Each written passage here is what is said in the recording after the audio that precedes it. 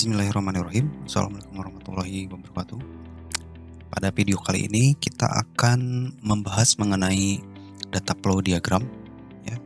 Jadi sebelumnya kita sudah membahas beberapa diagram, tapi seharusnya di FD ini dibahas sebelum UML ya. Nanti juga ada beberapa pembahasan lain sebelum UML, tapi kita bahas di FD dulu ya. Jadi di dalam DFD itu terdapat 4 elemen. Yang pertama adalah proses, kemudian ada yang namanya data store ya, kemudian ada yang namanya data flow dan external entity atau entitas luar ya.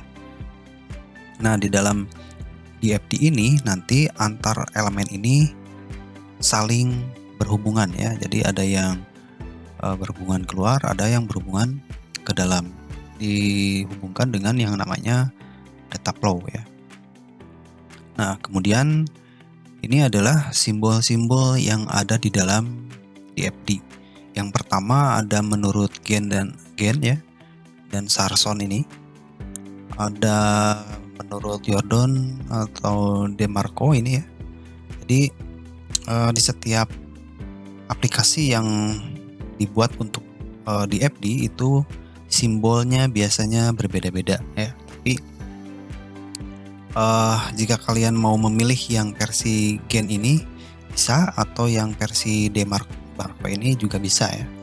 Nah, di sini fungsi dari entitas eksternal ini adalah dapat berupa orang atau unit terkait yang melakukan atau berinteraksi dengan sistem tetapi sifatnya di luar sistem ya. Seperti misalkan karyawan, kemudian pegawai, seperti itu. Kemudian ada yang namanya proses ya, simbolnya seperti ini. Itu proses bisa berkaitan atau adalah sebuah unit yang mempergunakan atau melakukan transformasi data ya, di sini. Misal pada saat kalian membuat DFD itu di sini prosesnya ada membuat laporan ya dan lain sebagainya. Kemudian ada yang namanya aliran data ya. Ini seperti tanda panah ya. Jadi setiap elemen di DFD akan dihubungkan dengan yang namanya aliran datanya. Di setiap aliran data ini nanti akan diberikan sebuah teks ya untuk menunjukkan bahwasannya aliran data tersebut adalah misal menyimpan laporan atau memasukkan data pegawai dan lain sebagainya ya. Nah, jadi di sini keterangannya adalah aliran data dengan arah khusus dari sumber ke tujuan ya. Jadi ini nantinya akan berhubungan antar elemen di dalam DFD ya. Kemudian ada yang namanya data store. Ini simbolnya seperti ini. Keterangannya adalah untuk menyimpan data atau tempat data yang ditujukan oleh proses ya. Maksudnya adalah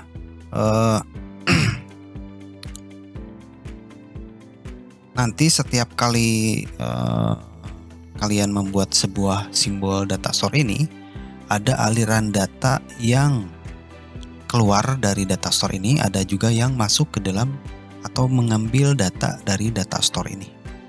Seperti itu ya.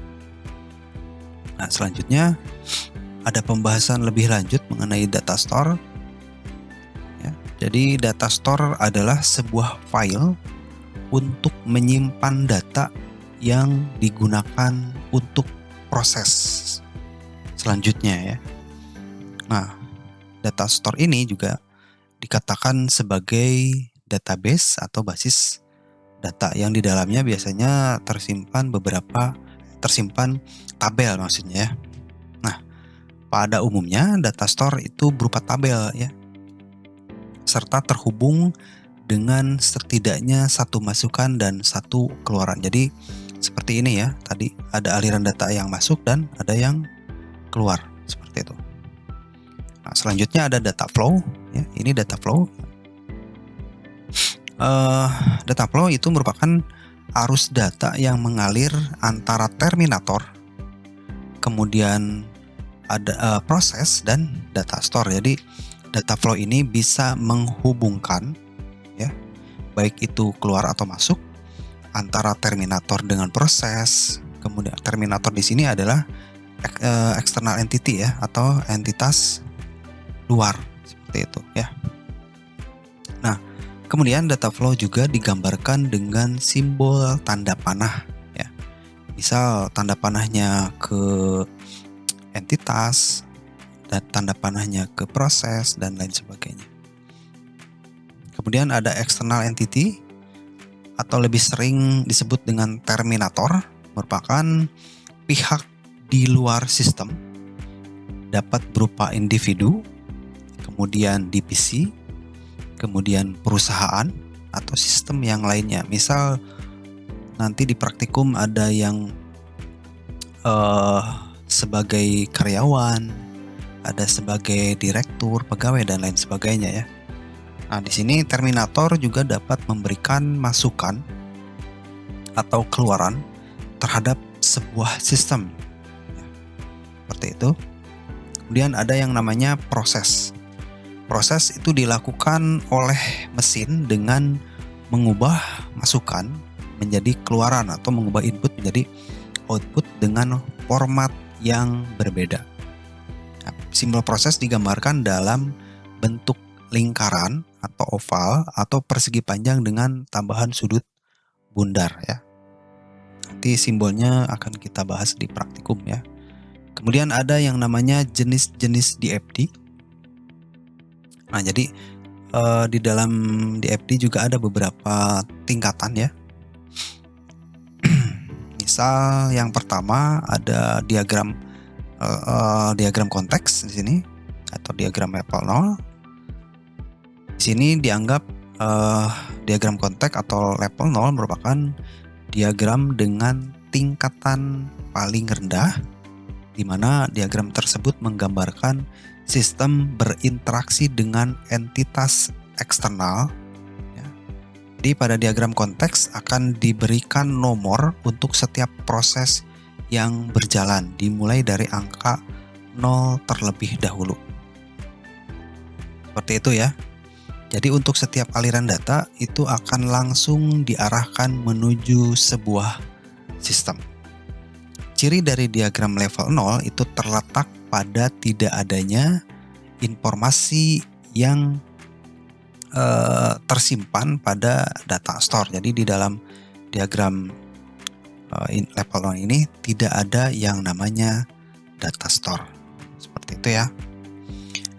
Selanjutnya ada diagram level 1 ya. Diagram level 1 merupakan lanjutan dari diagram konteks karena setiap proses yang berjalan akan diperinci pada tingkatan ini sehingga proses utama itu akan dipecah menjadi sub-sub proses yang lebih kecil lagi ya.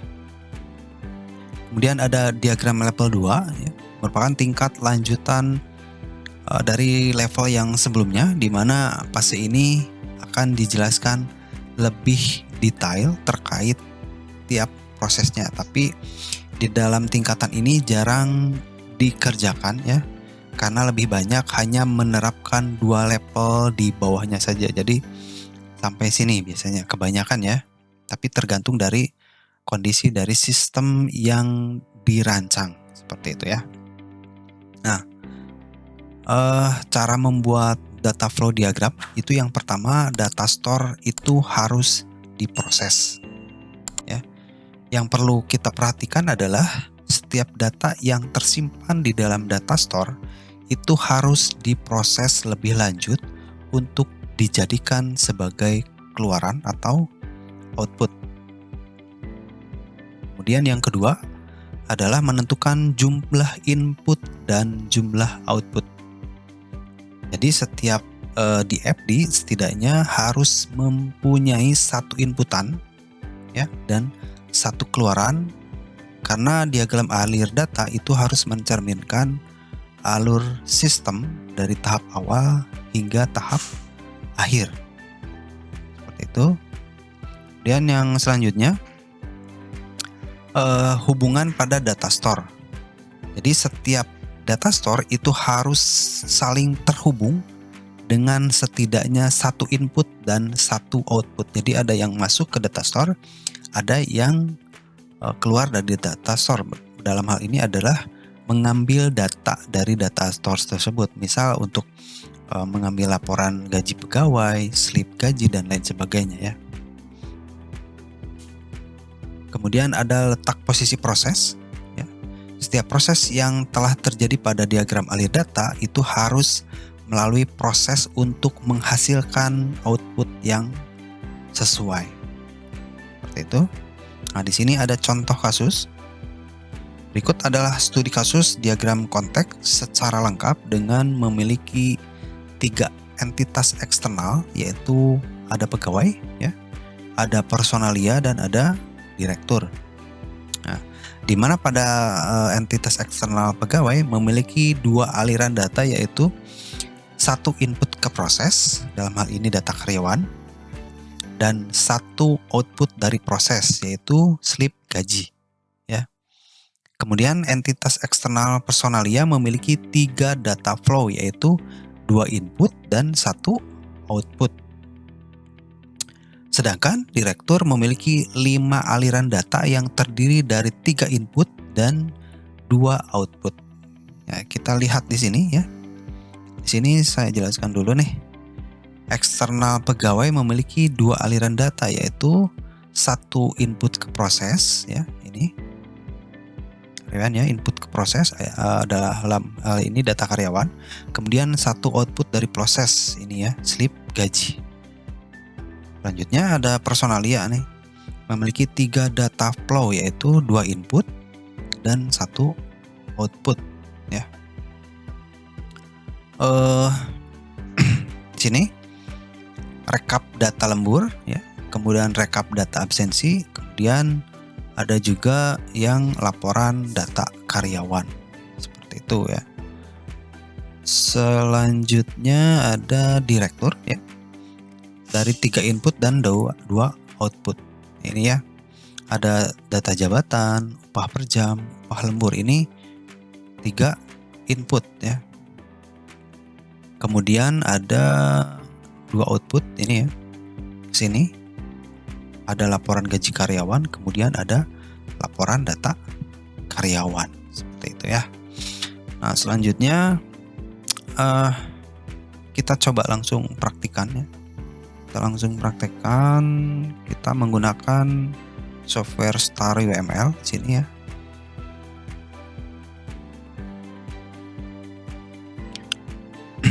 Jadi langkah yang pertama adalah kita membuat sebuah diagram dulu ya.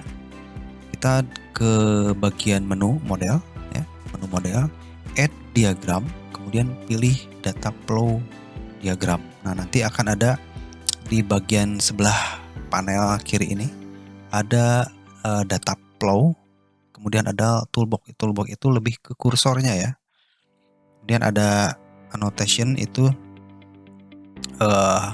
untuk tambahan jika memang diperlukan ya. Nah, kita buat terlebih dahulu nih untuk sistem. Di sini studi kasusnya adalah sistem informasi penggajian. Enter. Nah, seperti itu ya. Nah, di bagian properties sebelah kanan panelnya ini ada namanya langsung ya, secara otomatis apa yang kita ketikkan langsung tampil di sebelah sini. ID adalah berfungsi sebagai nanti untuk level-levelnya ya. Misal level 0, enter, kan ada tampil di sini ya. Ini kita hapus. Nah, kemudian kita perbesar dulu. Oke, seperti itu. Selanjutnya apa? Ada data karyawan, kemudian ada slip gaji ya. Sebelumnya kita buat terlebih dahulu entitas luarnya adalah karyawan. Bentar. Ini karena kecil bisa kita drag ke bawah ya, atau bisa Kita drag seperti ini bisa juga ya, supaya nanti data flow-nya bisa cukup ya. Kita simpan sebelah sini, kemudian kita tambahkan satu lagi personalia, enter, kita drag sini, ya sudah. Kemudian satu lagi kita tambahkan direktur,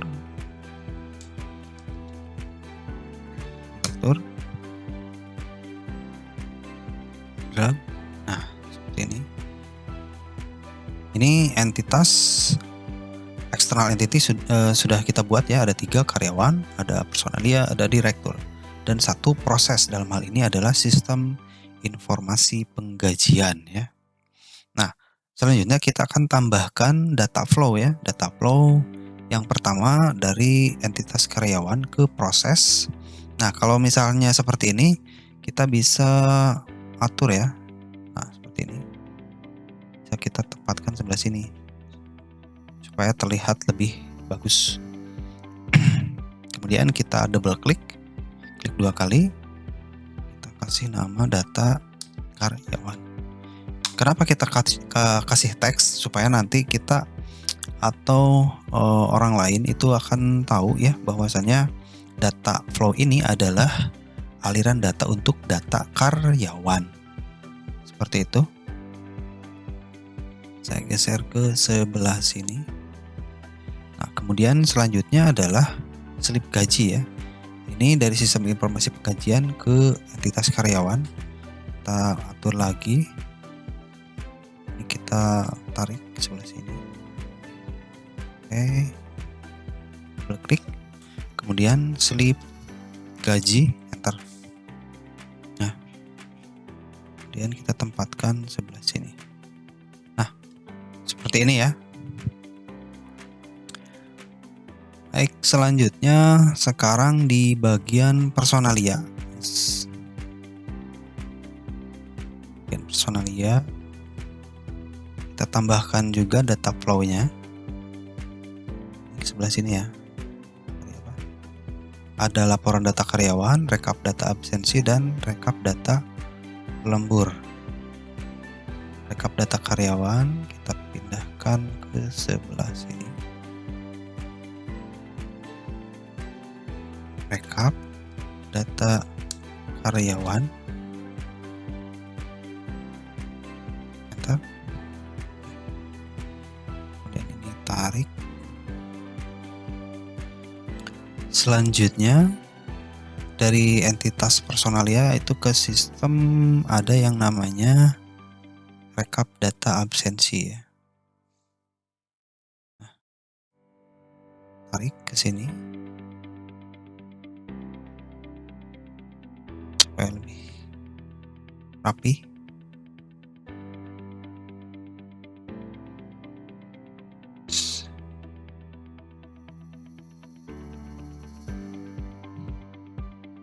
Rekap data absensi, enter. Oke, selanjutnya ada rekap data lembur.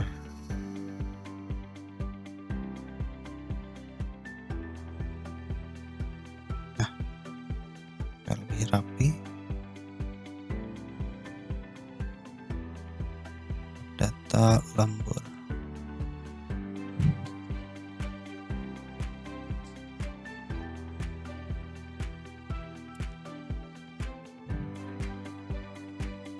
Seperti ini. Kalau dirasa masih sempit ya, bisa kalian drag ke bawah supaya nanti si entitas ini lebih besar dan bisa lebih jelas untuk nama-nama data flow-nya ya. Ini saya rasa sudah cukup. Oke, seperti itu. Nah, selanjutnya kita akan tambahkan dari entitas direktur ke proses itu. Yang pertama, sebentar, ada data jabatan, kemudian ada data upah per jam, ada upah lembur, kemudian dari proses itu akan menghasilkan output laporan gaji karyawan, kemudian laporan data karyawan. Di sini kita tambahkan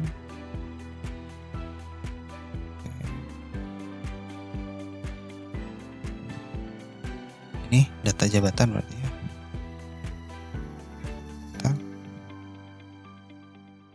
Kemudian upah per jam.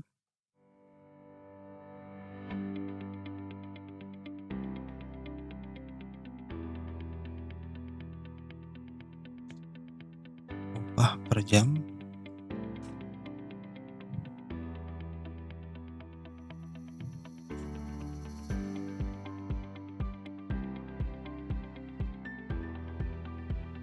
Kemudian upah lembur.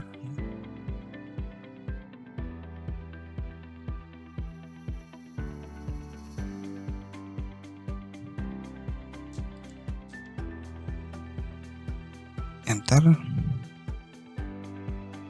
Nah, kalau digeser ke sini boleh.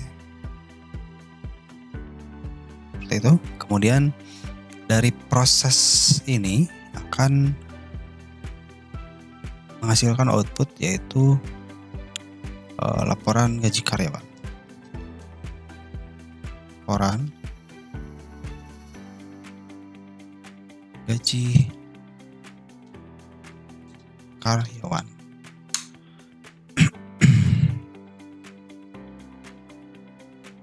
Oke, kita simpan di atas supaya lebih jelas. Jadi teksnya simpan di atas garis data flow-nya ya. Kemudian ini yang kedua adalah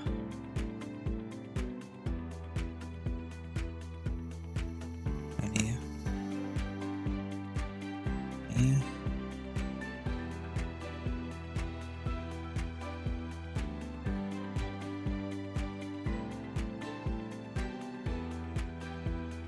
Ini laporan data karyawan.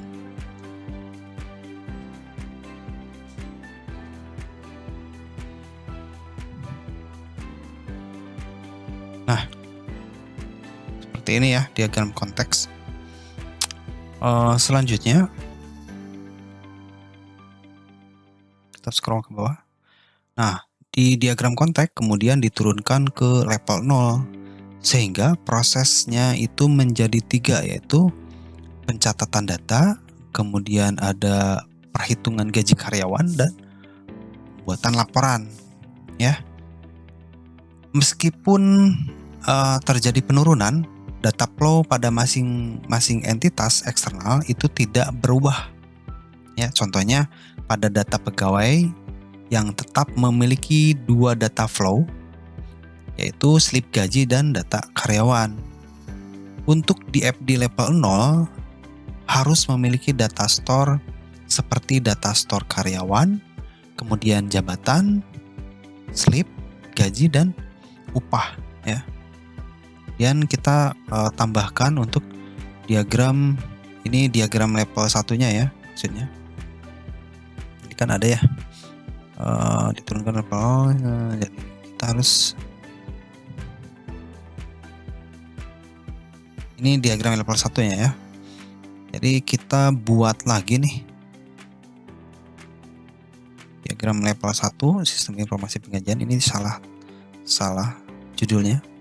Nah, untuk menambahkan diagram level 1 itu kita ke bagian model, kemudian add diagram, kemudian data flow, diagram lagi ya. Klik, ini akan lembar kosong kembali ya.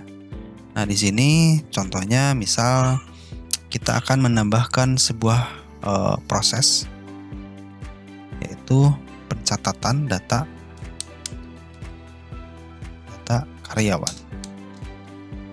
Enter. Nah, ini kita tarik lagi supaya lebih besar ya. Ini kita lihat di sini ID-nya properties pencatatan data karyawan, ID-nya adalah 1.0. Enter. Nah, ini akan ada langsung ya. Kemudian yang kedua adalah kedua adalah apa tadi? Yang kedua perhitungan gaji karyawan ya. Perhitungan gaji karyawan, ini ada perhitungan gaji karyawan. Perhitungan gaji karyawan. Ini juga kita set supaya lebih besar ya. Perhitungan gaji karyawan. Ini kita tarik sebelah sini saja. Ini kita kasih ID-nya 2.0. Enter. Nah, selanjutnya yang ketiga adalah pembuatan laporan ya. Pembuatan laporan. Proses pembuatan laporan. Ini juga sama kan, supaya bentuknya sesuai. Ini 3.0 ya, 3.0 enter. Nah, jadi 1.0, 2.0, 3.0. Entitasnya sama ya. Tadi ada yang namanya karyawan di sini.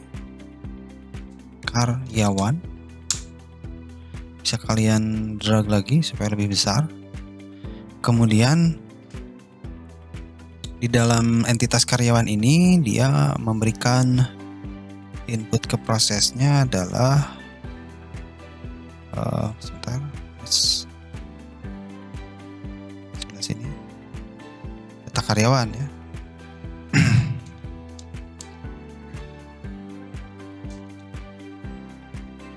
Data karyawan.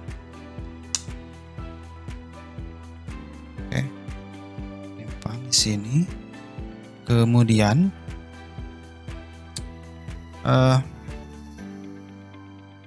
setelah itu entitasnya kita tambah personalia ya, personalia. Ini juga saya kasih agak besar bentuknya. Kemudian saya tambahkan lagi direktur ya, direktur. Ini juga diperbesar. Kenapa diperbesar? Untuk data flow-nya supaya lebih rapi ya. Kalau kecil kan nantinya jadi tidak rapi ya. Oke, seperti itu. Bentar. Kemudian database-nya apa saja? Data store-nya apa saja? Ada karyawan, ada jabatan, ada upah, ada slip gaji. Ya. Kemudian kita tambahkan data store di sini, upah. Ya. Kemudian ini karyawan. Kemudian ada jabatan. Kita tambahkan dulu data store-nya, kemudian ada slip gaji. Nah, seperti itu ya. Nah, kemudian ini kita diatur-atur saja supaya posisinya lebih rapi ya. Supaya posisinya lebih rapi. Nah, kita mulai dari karyawan dulu. Ini dia masuk ke proses yang pertama, proses ke level 1.0, ke proses yang 1.0 itu memberikan data karyawan ya. Kemudian otomatis data karyawan ini akan disimpan ke data store karyawan ya. Data karyawan ini juga harus di enter, harus diketik lagi ya, untuk menunjukkan bahwa ini adalah aliran data karyawan. Kemudian apa saja? Kemudian yang satu lagi adalah data jabatan. Ya. Data jabatan. Seperti itu. Ini bisa kita tarik ke atas sedikit. Nah, setelah itu kan tadi ada istilah masukan dan keluaran ya di data store. di proses juga di entitas juga ada, di proses juga ada masukan dan keluaran. Dalam hal ini ada input, ada output. Nah, di karyawan ini juga akan diteruskan ke proses perhitungan gaji karyawan ya. Ini masih tetap data karyawan, jadi jangan dirubah ya. Oke, ini juga sama data jabatan ya, seperti itu. Kemudian ini saya geser sebelah sini lah. Oke, saya geser sebelah sini. Nah, supaya tidak terlalu berdempetan ya, karena dia akan berkoneksi ke pembuatan laporan ya. Seperti itu. Ini saya geser sebelah sini supaya masuk. Dari data store jabatan, kita masukkan ke proses 3.0, yaitu prosesnya adalah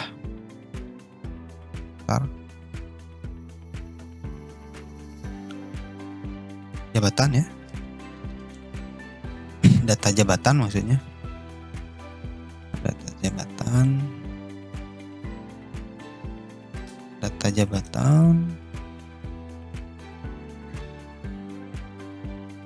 Kemudian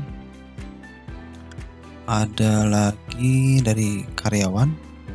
Setiap kali kita membuat laporan itu pasti memerlukan beberapa data ya. Nih, data karyawan. Seperti itu. Ya. Atau mau disimpan di atas juga nggak apa-apa ya. Yang penting dia ada di garis data jabatan seperti itu ya.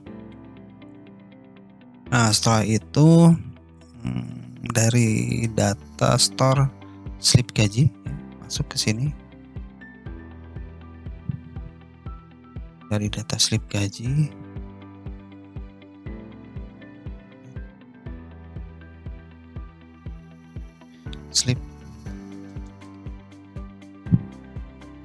slip gaji ya. Kemudian dari proses pembuatan laporan ini akan menampilkan atau menghasilkan output berupa laporan data karyawan. Karena di sini di proses 3.0 ini adalah pembuatan laporan yang membutuhkan data jabatan, data karyawan, dan slip gaji ya. Seperti itu. Sudah selesai belum ya? Kemudian slip gaji ini akan ada keluaran ke sini ya. Oke, di sini slip.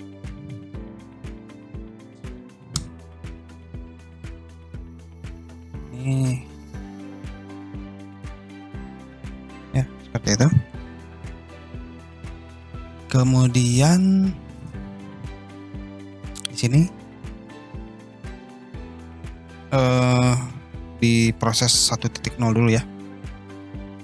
Ini akan menghasilkan data jabatan jadi si direktur itu nginput data jabatan ya. Oke. Kemudian input juga upah per jam.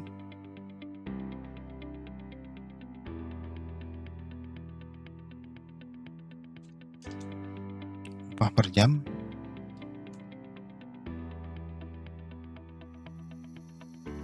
Kemudian upah lembur.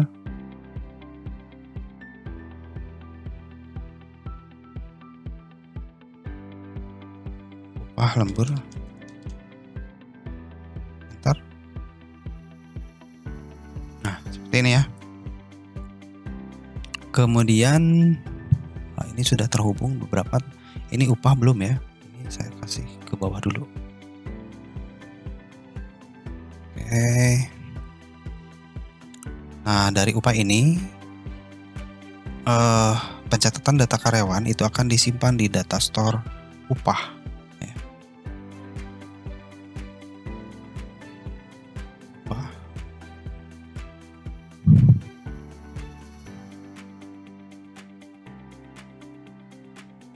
Upah di sini ya. Upah. Kemudian data upah ini akan mengeluarkan data ke perhitungan gaji sini ya. Data upah ya.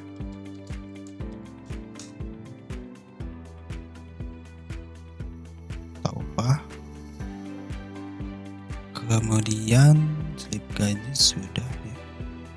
Kemudian upah juga akan dibutuhkan oleh yang namanya proses pembuatan laporan. Jadi kita harus detail pada saat kita membuat diagram level 1 ini ya. Upah, jabatan sudah. Kemudian ini dari pembuatan laporan itu ke direktur akan menghasilkan laporan data karyawan di atas, kemudian ini terlalu, nah ini ke bawah, nah ini bentar, ini harusnya sebelah, nah gitu ya. Ini laporan gaji karyawan.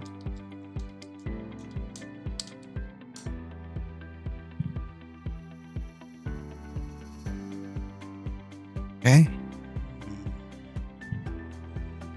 Sambil dicek ya. Nah, jadi si personalia ini sepertinya masih kurang nih. Personalia itu memberikan masukan ke perhitungan gaji berkaitan dengan rekap data lembur,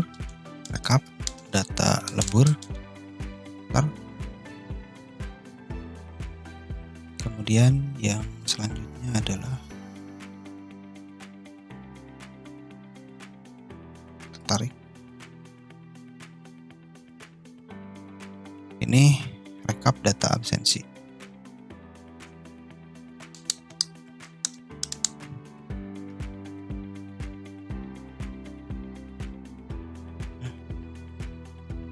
Nah, seperti ini ya.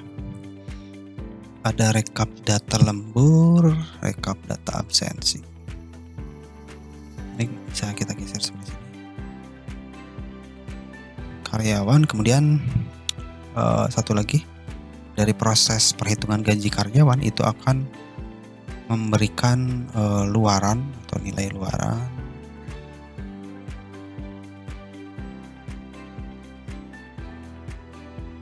yang namanya slip gaji ya.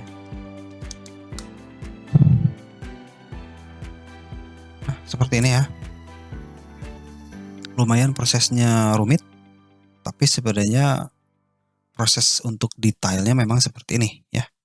Jadi di bagian level 1 ini ada data store ya, ada data flow, ada external entity, dan ada prosesnya. Seperti itu ya. Kemudian berikut selanjutnya kita akan membuat level 1 proses 1, yaitu dari proses pencatatan data itu diturunkan menjadi 3, yaitu data karyawan, data jabatan, kemudian ada data upah per jam dan lembur ya. Nah, seperti ini ya. Ini kan tadi di sini baru proses 1, proses 2, proses 3 ya. Sekarang proses selanjutnya kita bikin lagi model data flow diagram lagi. Ini ada proses 1 level 1 proses 1 yang 1.1, 1.2, kemudian 1.3 ya.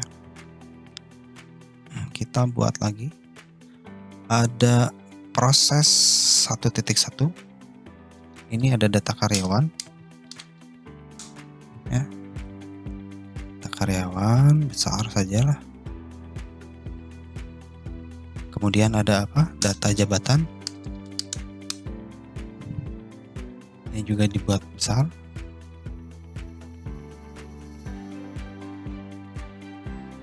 Kalau mau disamain boleh ya. Nanti kita rapiin lagi. Kemudian ada upah per jam dan lembur ya. Tarik ya. Ini ya.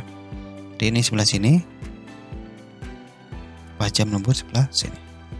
Jangan lupa ini di propertiesnya 1.1,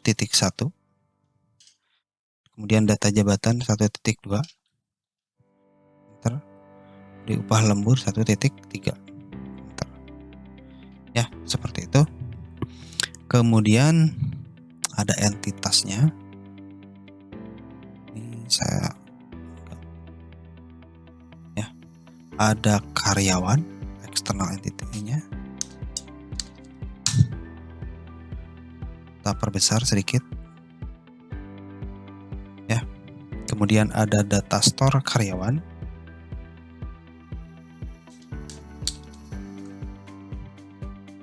Kemudian ada data store jabatan. Ya. Ini.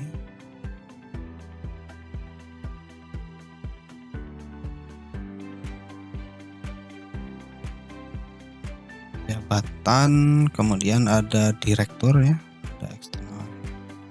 Di sini ada direktur.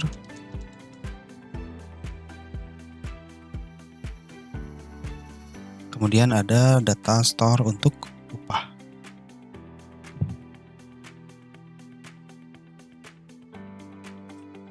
Ya, seperti itu. Kita pertama-tama dari entitas karyawan dulu ya, ke bagian data karyawan.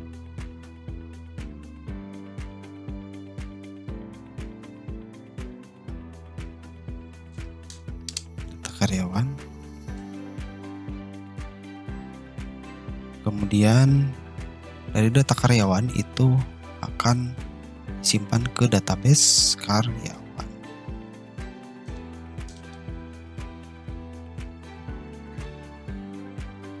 Kemudian udah ya, karyawan, data karyawan disimpan. Kemudian ada direktur nih. Direktur berarti dia menginput ke bagian proses data jabatan.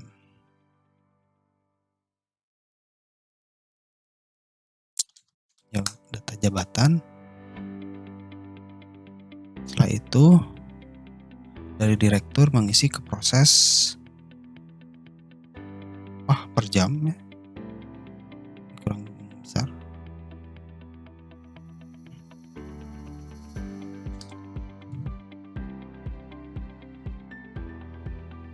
Per jam.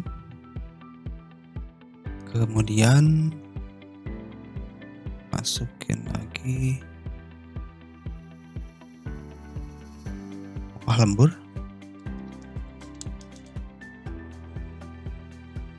Ya. Ini upah lembur. Turunkan.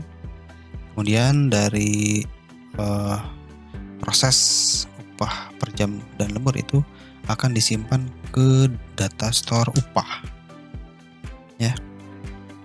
Kemudian dari data jabatan ini akan disimpan ke data store jabatan ya.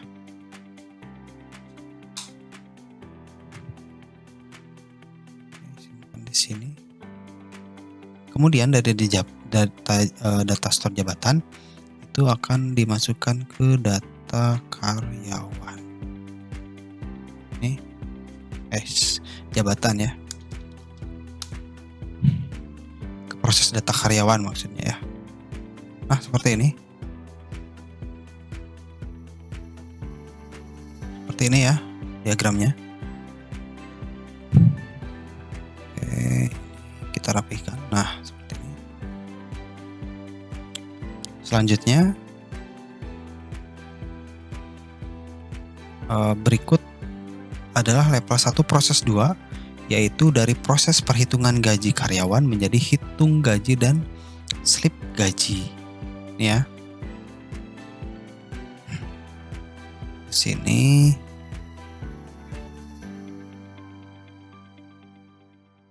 kita buat diagramnya ya. Jadi di sini ada entitasnya masih sama ya. Sudah. Yang kita buat diagram baru. Diagram level 1 proses 2 ya. Proses 2.1 adalah hitung gaji.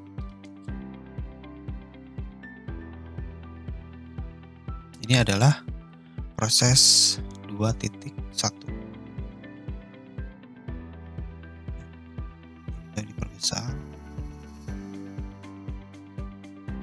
Kemudian proses cetak, slip, samakan saja bentuknya, ukurannya.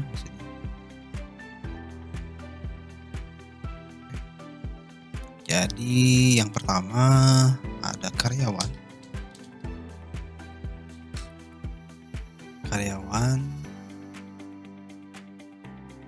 kemudian ada karyawan ya. Di sini ada perhitungan gaji karyawan menjadi hitung gaji dan slip gaji. Nah, karyawan ke bawah. Kemudian ada personalia.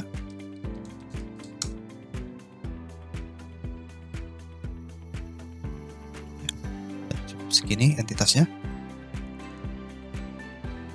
Di sini di proses level 1 proses 2 ini adalah yang banyak data store-nya ya. Oke. Di karyawan itu sini.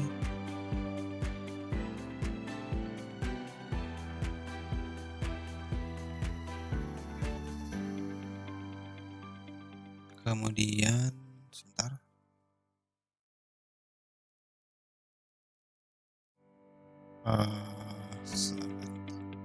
Ini dulu lah, rekap data absensi.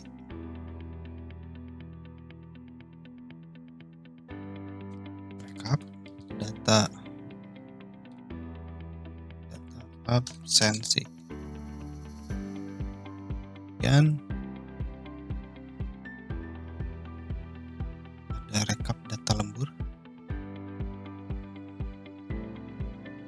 Supaya tidak pusing ya.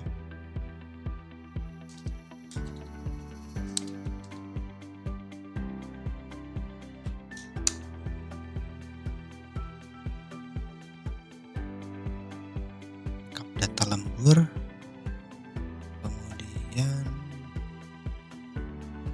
ini akan disimpan di data store slip ya.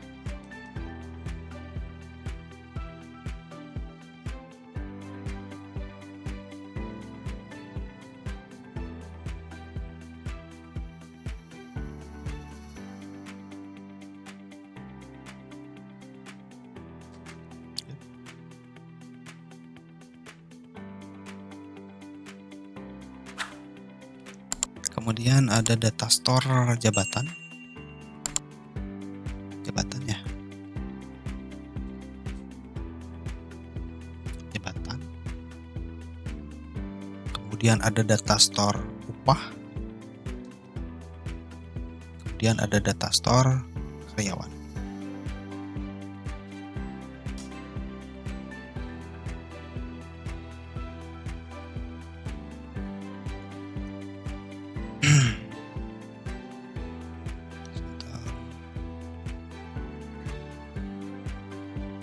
Ini slip gaji ya.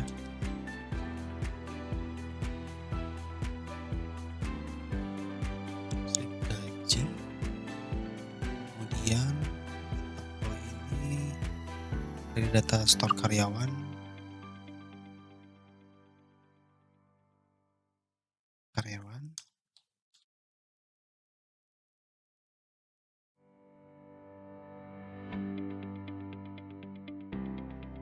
Jadi untuk hitung gaji dan cetak slip itu mengambil dari data store karyawan.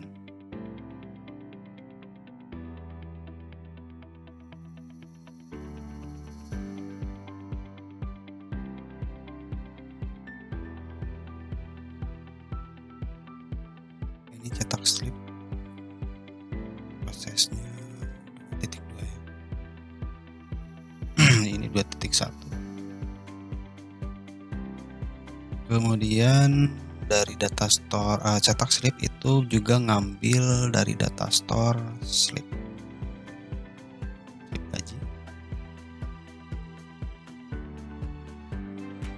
Nah, inilah yang dimaksud dengan masukan dan keluaran maksudnya ya. Ada masukan, ada keluaran gitu ya. Jabatan ini masuk ke, jadi hitung gaji juga itu akan mengambil dari data jabatan.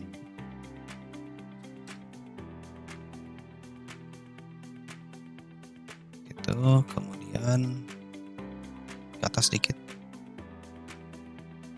Itu hitung gaji juga akan mengambil dari data store upah. Ya.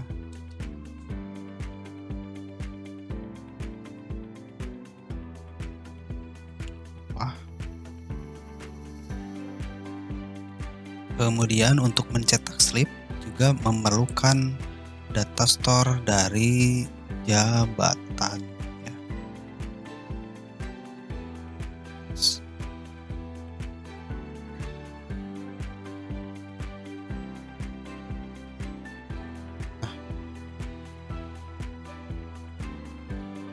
Jabatan.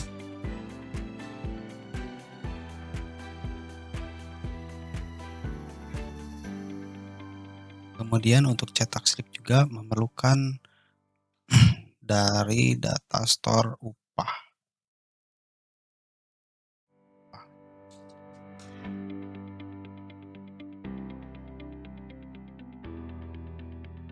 Nah, seperti ini ya. Kita cek lagi.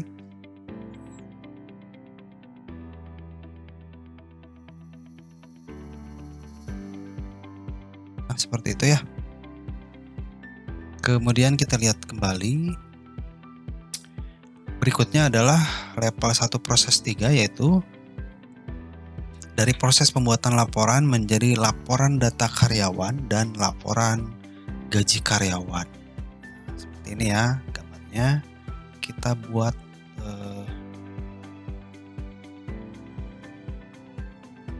diagram lagi. Itu proses 3.1 adalah laporan data karyawan. Ini perbesar seperti biasa. Ini 3.1 ya, ID-nya 3.1.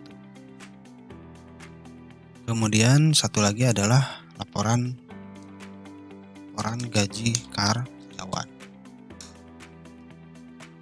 Ini kita samakan besarnya.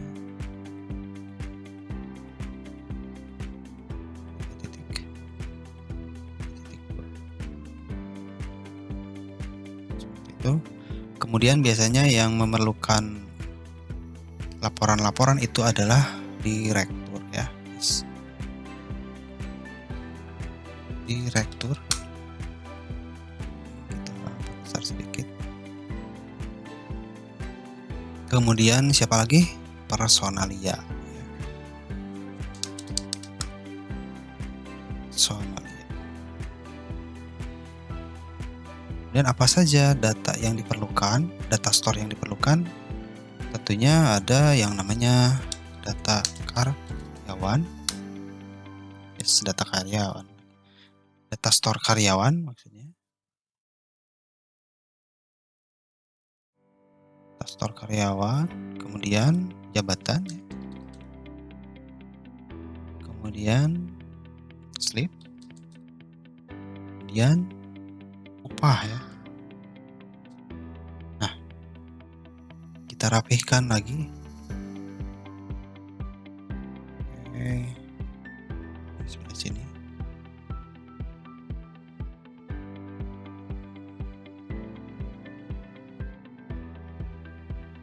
Nah, biasanya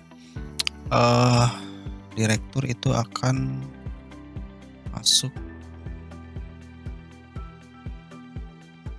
sebuah laporan data karyawan.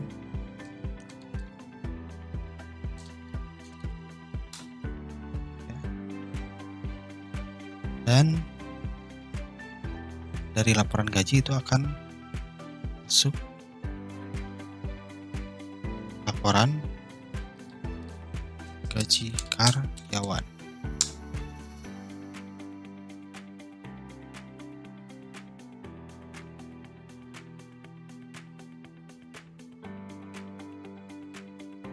Laporan gaji karyawan kita rubah di sini bisa ya. Nah, laporan gaji karyawan. Kemudian Personalia juga membutuhkan yang namanya laporan data karyawan.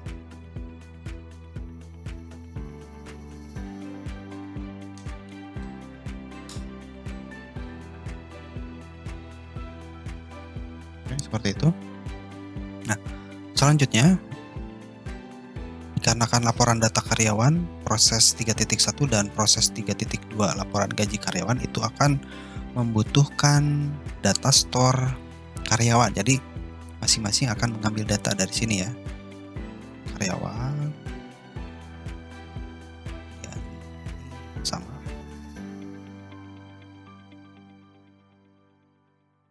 Ya. Karyawan. Ya, karyawan.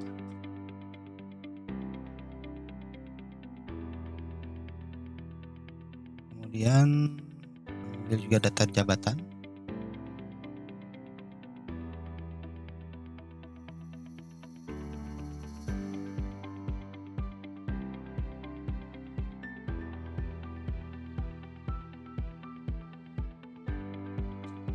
Jabatan.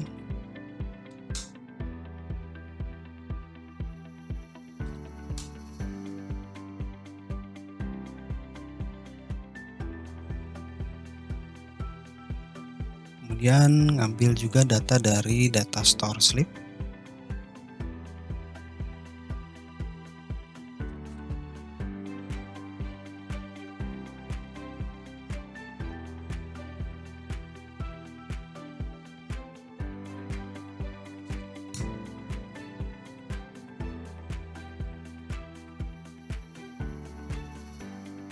Dan yang terakhir adalah mengambil data store dari upah ya.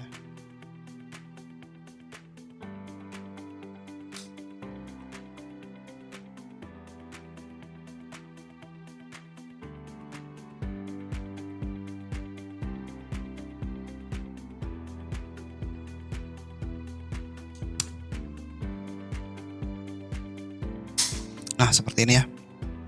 Jadi untuk proses level 1 proses 3 itu diagramnya seperti ini ya. Ada direktur, ada personalia, kemudian ada beberapa data store yaitu data karyawan, data store jabatan, data store slip, dan data store upah.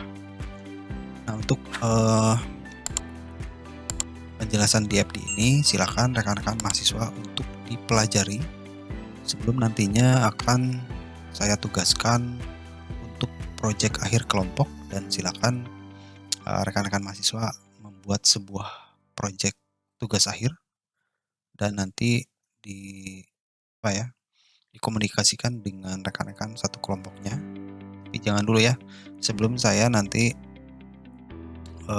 memberikan informasi lebih lanjut, dan ada beberapa diagram yang belum saya jelaskan semuanya. Jadi nanti kalau sudah saya jelaskan semuanya, kemudian saya sudah informasikan untuk mengerjakan studi kasus proyek akhir kelompoknya, silakan rekan-rekan membuat studi kasus yang berbeda-beda antara satu kelompok dengan kelompok lainnya.